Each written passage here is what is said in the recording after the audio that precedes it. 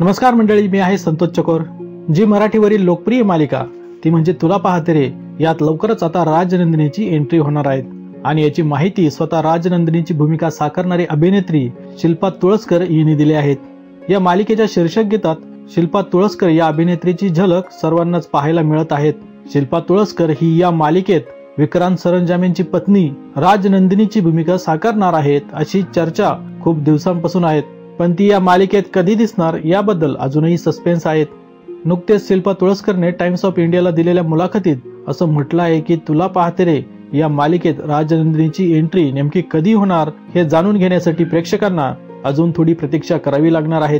पण या व्यतिरिक्त शिल्पाने राजनंदिनीच्या भूमिकेबद्दल काहीही माहिती सांगितली नाही, त्याबद्दल तिने सस्पेन्स ठेवला आहे। पण तिच्या या मुलाखतीनंतर राजनंदिनीची एंट्री या मालिकेत लवकरच होणार हे नक्की। सध्या तुला पाहते रे या मालिकेत नवनवीन ट्विस्ट येत आहेत। सुरुवातीला हिरो वाटणारा विक्रांत सरंजामे म्हणजे सुबोध भावे हा विलन असल्याचं समोर आलं, पण यानंतर प्रेक्षकांनी मात्र प्रचंड नाराजी व्यक्त केली, कारण त्यांना सुबोध भावेला विलनच्या रूपात पाहण्याची इच्छा नव्हती। सर्वांनाच ईशा आणि विक्रांत यांची वय विसरायला लावणारी प्रेम कहाणी ही प्रचंड आवडली होती। तर मंडळी, ही होती या मालिकेबद्दल थोडक्यात माहिती। तर अशाच प्रकारच्या व्हिडिओसाठी आमचा चॅनल संतोष चकोरला नक्की सबस्क्राईब करा। धन्यवाद।